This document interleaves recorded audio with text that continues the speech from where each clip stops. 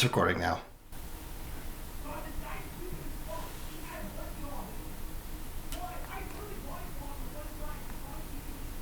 Or if we do it in another room. Oh, he's mad about something. Alright, well, anyway. Welcome back to Movie Review. We're doing movie review. I am Upset Tugboat. I'm the Baron. We just saw Project Hail Mary. And I guess this was a very highly anticipated movie? Relatively, it has Ryan Gosling in it, and I remember, I think trailers, at least, maybe not a whole year, but pretty far in advance. Yeah, I think this is very much one people have been looking forward to. Yeah, based off the novel of the same name, I think. Yeah, I forget the name of the author, but maybe you can flash it on screeners. Yeah, maybe I'll just put it. Maybe I'll flash it on the projector. Yeah, right behind us. Yeah, there we go. And he also wrote the book Mars and Potatoes. The Mission to Mars. No, what's his name? Well, Matt Damon was the Matt Damon Mars movie. Yeah. Ridley Scott's. Which everybody both loved and hated. Yeah. Well, it won like best comedy or something, I think, in the Golden Globes 11 years ago now. What, really? 11 years? Well, the movie came out 11 years. Probably the Golden Globes were probably about 10 years ago. Huh. 2015. All right. Well, yeah. It's 2026. Wow. Yeah. Anyway, Project Hail Mary. Yes. So, I guess spoiler free first. It's about the sun is dying, and they have to send scientists to a star that is not dying to figure out why it's not dying. Yeah, even though it's very seemingly very high stakes, it's actually a pretty light movie. Yeah. And yeah, it is like 2.5 hours long. Yeah. And yeah, of course. At points they will, some suspense scenes went on, and yeah, I don't think it's spoilers to say that he meets an alien who's there to figure out why the star is not dying. Well, that part might be a spoiler, but we saw in the trailer that there was some sort of alien life form. I mean, there is an alien there, and we don't know why. Yeah. It's spoiler free, so I won't say more. Right. Okay, so yes, acting. It is. Yeah, Ryan Gosling's good actor. Story. Yeah, the story. It's a good. I think it's a well-written story. And visually, it's fine. Like the effects are fine. Instead of having like a training scene and then they go into space, they sort of do flashbacks. But they have a mystery though about how Ryan Gosling got there. Right. That's the first part of the movie. It's like, why am I here? Yeah, they do like the Saw opening. Exactly. Yeah. Well, they do like the two stories happening at different times that they keep cutting back to. Yeah. The past story and the now story. Mm-hmm. And so you're in space right away, I guess. But then they make it go back to Earth every once in a while. Yeah. Again, I think it is it's well acted, of course, but some of the dialogue though, it does get very Marvel-y humor kind of thing these are probably the guys that actually invented it. Marvel? A lot of this kind of humor, they're the Clone High guys, and they're also the Lego movie guys, and they're also the Han Solo guys before they were fired. Oh. Phil and Lord. They're also not Phil and Lord, it's Phil Lord's one of them. Lord and Miller. Huh. And they also directed 21 and 22 Jump Street, and they also did Spider-Man Into the Verses. Yeah. So they're kind of, they probably helped this. See, the thing is, this is more of a, they probably helped this, putting that kind of humor into dramas. And because this is very much that kind of movie too. Sure, but I think maybe there was some points where there were some tense points or dramatic points where they was sort of spoiled by a joke. Maybe, yeah. When the thing happened And like it was a very dramatic thing happened, but then there was like a joke. Yeah, I guess it does happen a few times. I guess I can't get into the non-spoilers part, but anyway, like there's, like it does have like that kind of part kind of got annoying after a while for me anyway. Well, there's 2.5 hours of it. Yeah, there's that too. Like there'd be like dramatic scenes or tense scenes that just get undercut by a pointless and not really funny joke. And then there's some like gags that kind of go on a little too long, and also like the characterization. Like I didn't really get the sense of like different personalities in the characters because they all sort of shared the same snarky kind of snappy dialogue from all the characters. So that part really didn't work for me. When I say like all the parts on the spaceship, I liked. I think maybe they could have just cut out the Earth stuff, or at least cut down the Earth stuff to just the essential bits, and then that would also reduce the runtime, which would. It could be like a 2 hour or even hour 40-minute thing. Yeah, I would say just like hour and a half for like a story like that is like Star Trek movies. They used to be an hour 40, if you remember. You know, they'd be like not much more than 2 episodes put together. Yeah, but like I mean, like for like this concept, like it is a very sci-fi concept kind of story of like going to another star, and meeting an alien kind of thing. Like that's not the kind of thing that really needs 2.5 hours to tell. Do we want to go into spoilers now? Or did you want to do a concluding? Yeah, I'll just do a quick conclusion and then and. Because we already talked about spoilers. Because the whole movie is a spoiler, really. Yeah, all right. Well, I'll get to it in a second. Because the meat of the movie is a spoiler. And what was I saying? Like the time, like it was the kind of, like that's the kind of story that doesn't really need 2.5 hours to tell. Like a good 90. You just need like a good 90 minutes. Yeah, because there weren't very many characters. Yeah, and they kind of sort of just repeated a lot or extended some of scenes that weren't really necessary. Yeah, you could have easily done. Well, I don't know if hour and a half may have been too short for me. Like hour 42 hours is probably enough for a movie like this. Yeah. Get extra 10 minutes for characterization and whatnot. Yeah. But overall, I would say I did like the movie. I had thumbs up. So it's it's a pretty good movie. Maybe if they come out with like a theater cut or something where it reduces the time, then maybe. Well, they used to like Apollo 13 when they shot a lot of it in IMAX. Yeah. But IMAX then couldn't do movies longer than 2 hours, and the movie was like 2.5 hours. So the IMAX cut of it is only 2 hours of Apollo 13. So they could do something like that. Yeah. But yeah, so I think, or maybe wait. I don't know. Maybe just it's probably the new thing for something to be 2.5 hours, because this is really going to live on streaming for most of its life, not the movie theater. And that's what I was trying to get. At. Yeah. Maybe I don't know if you need to see it in theaters. Like you could see it on streaming. Like there's nothing you're gonna miss by waiting for streaming to see it. Depends what you like. I just like movie theaters in general. Yeah, like if you want like the theater experience, then fine, go for it. But like you don't need to see it in a theater.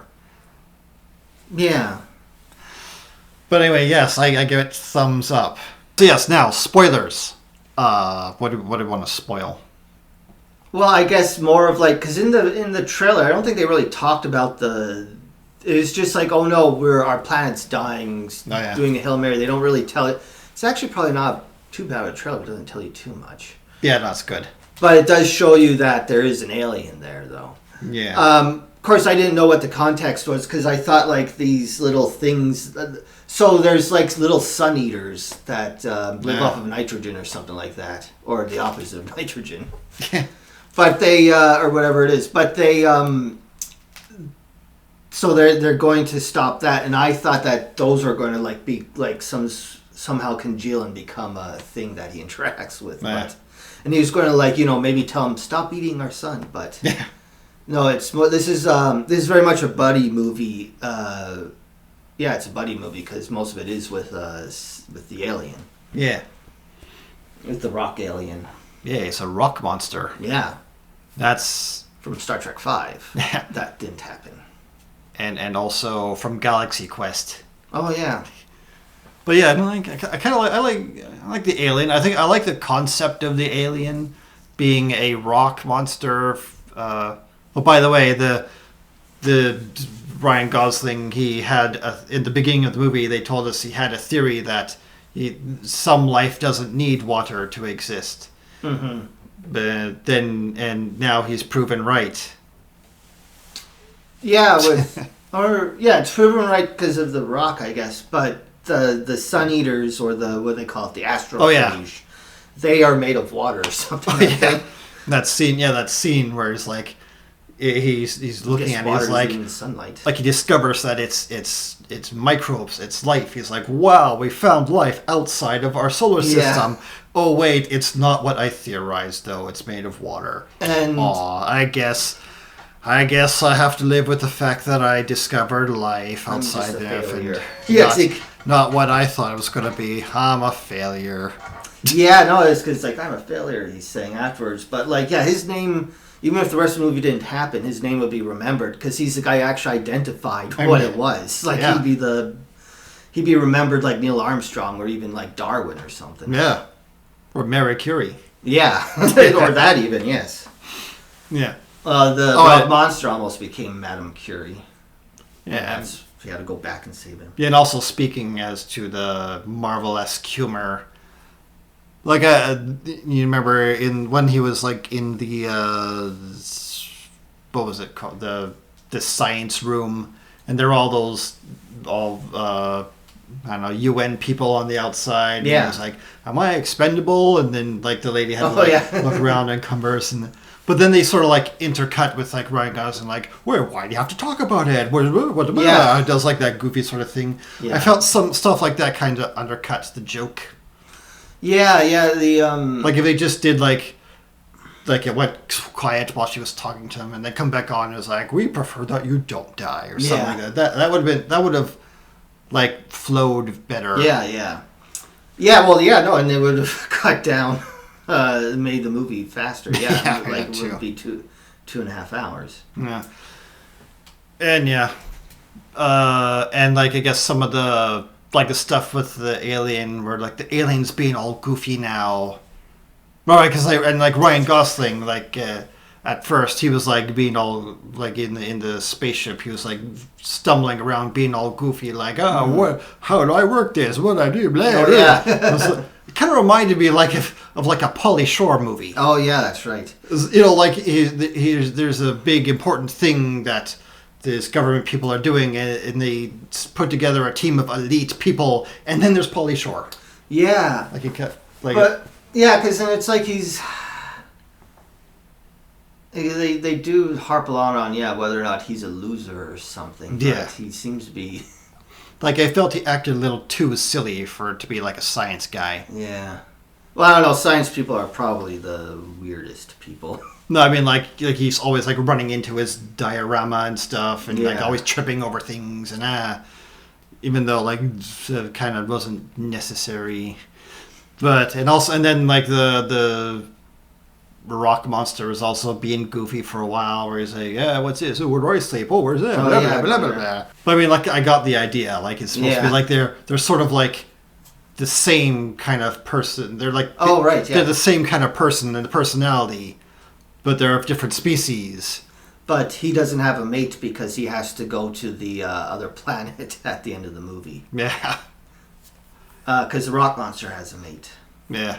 But because that's the other thing. They sort of make sure he doesn't have a family so that he can sort of abandon Earth. Yeah. He was sort of forced to abandon it. Well, he could have chosen to.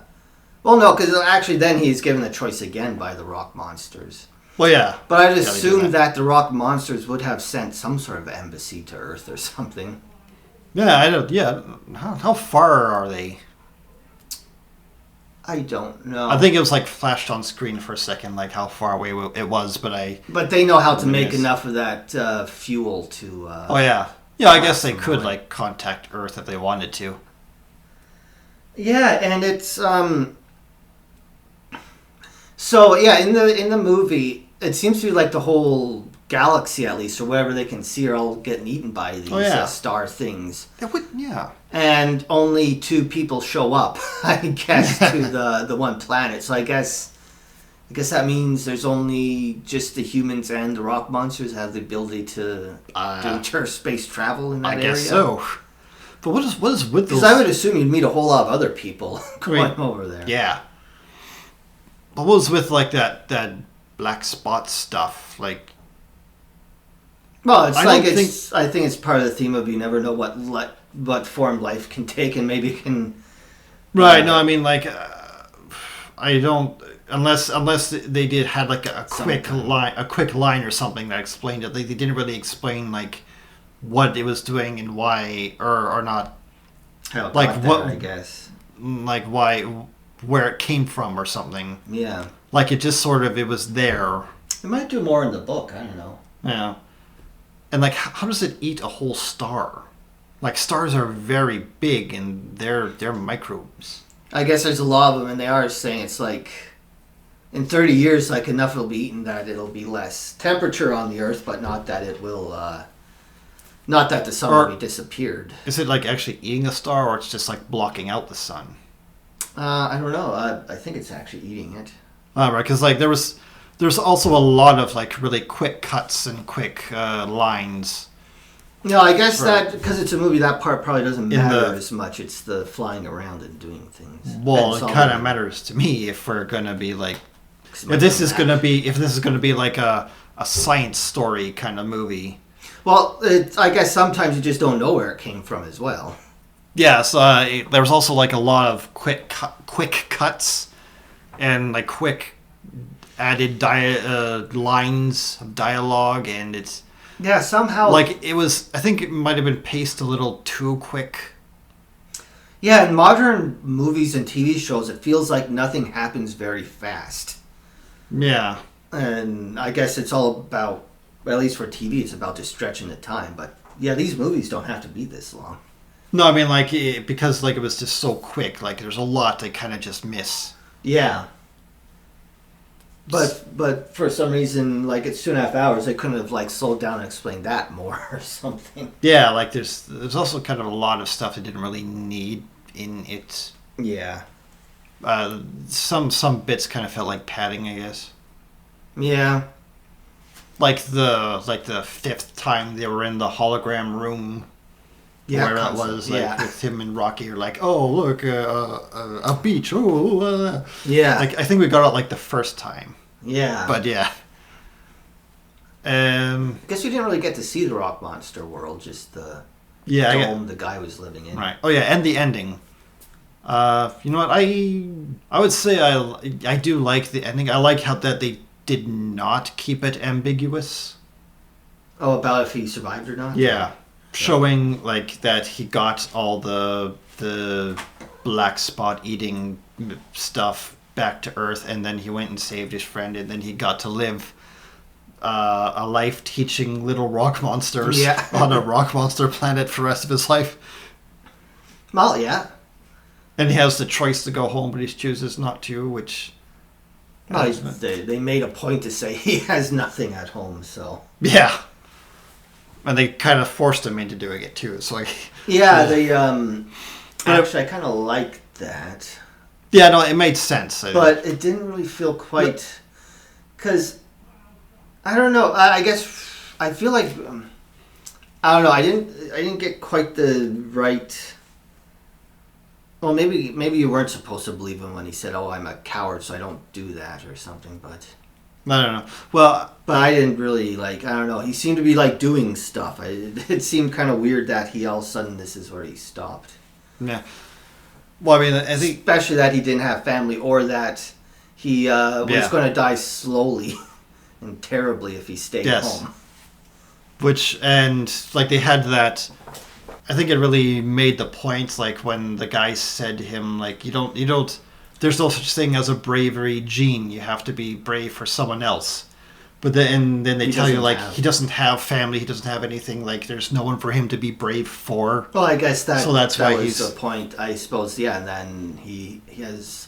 Because at the end, he's brave for his friend, I guess. He has something to be brave for. Exactly. I thought that was a pretty good... good. That's pretty good writing what do you call it? Nice full circle. Yeah, good character growth. Yeah, and sort of statement of theme as well, even. That may even be the thesis of the movie.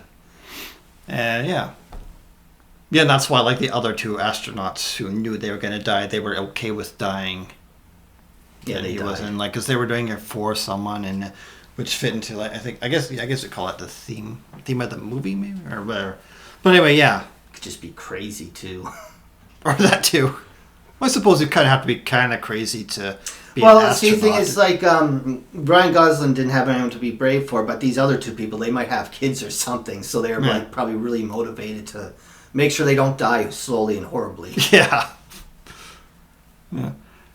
So that's why I thought the movie was very well written, the story, and overall I liked it. Yeah. I think this is something, like, you don't really see anymore, like, people taking the time to write a cohesive story that makes sense and everything connects together well.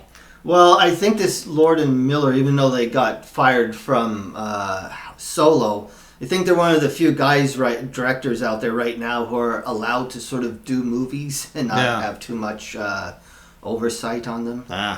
You know, because, like, and that's very rare now. You know, there's only, like, Quentin Tarantino sort of stopped doing movies anyway. Yeah. But there's him and Nolan's really the only other one, and Spielberg. It's really just Nolan and Spielberg right now who are working directors. Or I guess Villeneuve now is in that same place where they don't have to, they're allowed to do what they want to do and the studio doesn't interfere. Yeah. But that's kind of changing because Warner Brothers is not that kind of studio anymore because they were sold to bigger companies. So now they're just like everyone else. They don't have the same auteur sort of what do you call it? Need for auteurs anymore or anything like that. So it's basically the talent has always be there and always will be there. It's just who's gatekeeping the equipment to do the movies, basically. Yeah. Chooses who actually writes and who gets to write for how long and things like that. Yeah. So, and that's why you're only probably really getting, like, interesting movies from people like Spielberg, Nolan, and these guys is because they are allowed to do so. And Villeneuve, but Villeneuve may change too because at least he may get it back, but he's going to go over to do James Bond next. But apparently Jeff Bezos' wife is in charge of finding the new Bond. Oh. Or at least has a say in it. So basically it seems like the director they really want is a director for hire and not a visionary. So I'm going to guess he's probably going to be leaving the movie before it's finished onto another project. That also happened to, because that happened to Bond in the Bond series before. The guy who directed 28 Days Later, he was going to direct a Bond movie, but he's more of a guy who does his own stuff and doesn't really have people telling him what to do. But then when he did the Bond movie, and this is before Amazon, he's really dealing with... You have to be more of a collaborator with the family that owns it, and then even the James Bond as well, because the James Bond, after a few movies, gets to have a real say in what happens in it. Huh. But yeah, so there's going to be... So movies are not very well written nowadays, so... Well, because the money people they're ruining it, and they're not going away anytime soon. They're probably... So they're probably going to kill off Villeneuve now, and Nolan's probably next. Spielberg's just going to die at some point. Yeah. Oh no, maybe not. He'll probably live to like 100, but he'll have to stop at some point. Ridley Scott's still going. He's like in his 90s. Huh. Well, that's another guy who's... Yeah. So, yeah. So, yeah, if you want to see a movie where people were allowed to actually do what they want. Yeah. And there's some rough bits in it too because they're allowed to do what they want. As you mentioned, the humor that is probably a bit too much in certain places. Yeah. I think maybe they're trying to start out with being a bit more humorous, get more serious as they go along. But I think, that some of it seemed more appropriate for like Clone High rather than this. Yeah, I think so. Right, characters. Let's see, we had Ryan Gosling. I guess I said, like, I think he played it pretty well. Yep. Playing the reluctant astronaut, or the reluctant hero? What is it? Well, I guess... Yeah, I don't know how... We don't see him being... You only see him reluctant at the end, and then... Because he doesn't know he's reluctant at the beginning of the movie. He has amnesia as to why he's there. Yeah. And I guess all those flashbacks are him probably remembering stuff. And then the rock monster, or Rocky is what they called him. Mm-hmm. Yeah, maybe they should have made him more alien-y, I think. I don't know if that's the right phrase for that, but... I did like how different I think they made the alien ship different enough from a human ship. Yeah, like because he's a rock monster, so he uses sonar. And he sings to see. To see, and he sings to communicate. Right, yeah, and like the ship is sort of built that way too. I kind of like how it was designed. Like they had like all these these threads everywhere, and he has to like pick the threads as like controls.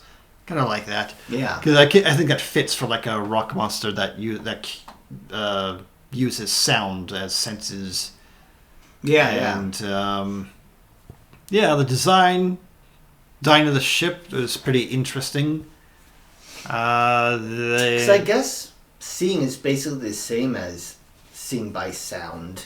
Yeah. Because you're looking at light being bounced off of objects. Yeah. And the other way, you're looking at sound being bounced off of objects. Yeah. And probably maybe put more of like how their society worked. I know they had a bit with like the sleeping thing where the rock monsters need someone to watch them sleep because they're completely helpless while they're sleeping. They can't wake up. So that tells you they're like really super. They would have to be really super communal, kind of. What do you call them? Herd animals, I guess. Yeah, like because they can't keep they'll literally just die if you leave them alone. Yeah, like I would like to if they did more. Yeah, more with that. Like if like Ryan Gosling got to learn more about the rock monster stuff, like. That might be in the book. What part? Yeah, like what else? Like what other rock animals there might be there? What kind of? Or maybe just a little bit of the history or something. Maybe just a little more than what they gave us.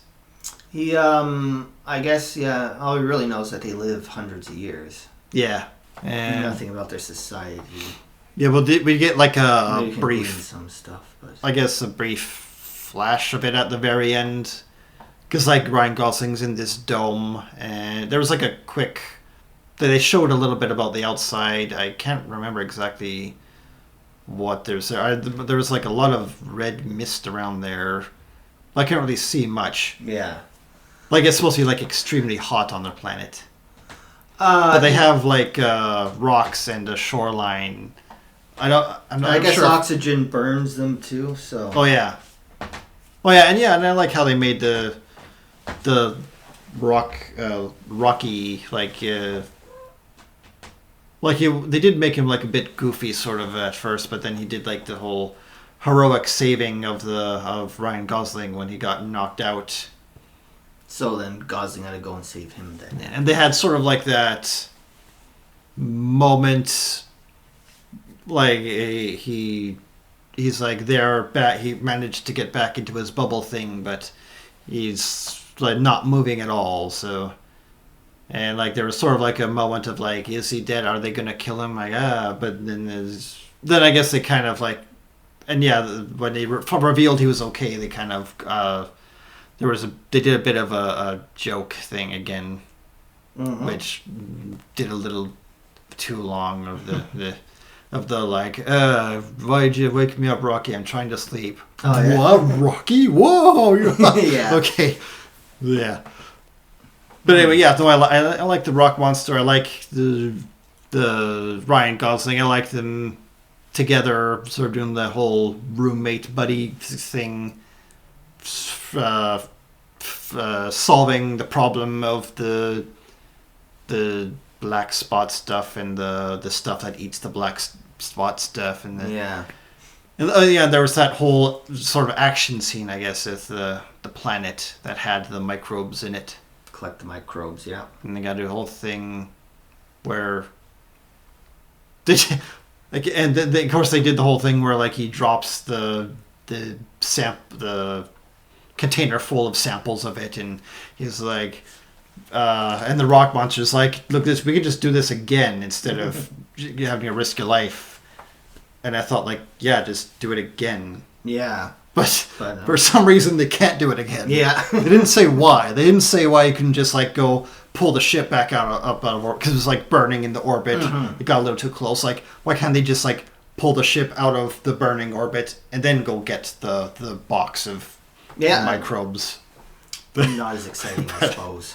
Yeah. And then like I said, I like the ending where it's not really ambiguous. Like, he is alive, he's with his friend on this planet, and Earth is saved. And well, I guess we can cut back to Earth 30 years later or whatever, and it's very icy out there. And the lady who put him there is now old. Yeah, I guess. I wonder what effect... Because now all the other stars, though, they're not going out there to save all the other stars. They're going to get eaten up. Yeah. So their constellation's definitely going to change. I wonder if that would have any effect on Earth, having all those stars disappear. Yeah. Could you see anything if there's no light? Like, would we kind of be left... Are we going to be left in, like, a huge void?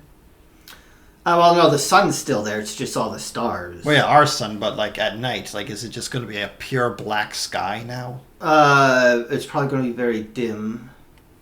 Could you even... Until it's eaten away, I guess. Could you even, like about, like, the telescopes, could they won't be able to see the light from the other stars anymore, so... Well, actually, that's right. It'll take some time for you to see it happen, I guess. Well, I guess, yeah. Alright, so yeah, but in conclusion, yes, this was a good movie. Maybe a bit long, maybe a bit quickly paced at some points, but overall I think it was good. It was enjoyable. Sure, go see it in theaters if you want. You don't think you have to, but yeah, there you go. Yes, it is above average, I guess. Yes, above average. But not excellent. It is well written, well acted, and it's... Maybe we can have, like, bad, average, above average, and excellent as the 4 levels. Yes. Because if it's bad, it doesn't matter if it's bad like 3 points or 4 points. Like, just don't watch it. Okay, so yeah, we give this above average out of 10. Yes, above average out of 10. Okay. Anything else? No, because I think we did talk about all of it. Bye. Yeah, I'll just go off and be a biplane. Do I have guns? Yes. Yes, I have guns. I'll go shoot some... shoot some stuff. Wonder if there's any boats in the harbor. Go shoot at the boats in the harbor. Well, no. No? Don't shoot at me. What do you... Oh, tugboats don't count as boats. Hey. We're just as good as the regular boats. In fact, the other boats need us to... Yeah. Yeah, to get in and out of port, I suppose. Exactly. We're just as important. I'll shoot you anyway. You could try. Yeah, well, it's going to be a real Hail Mary, I guess. Yeah. Okay, bye. Alright, watch Clone High. Yes. Bye. Bye.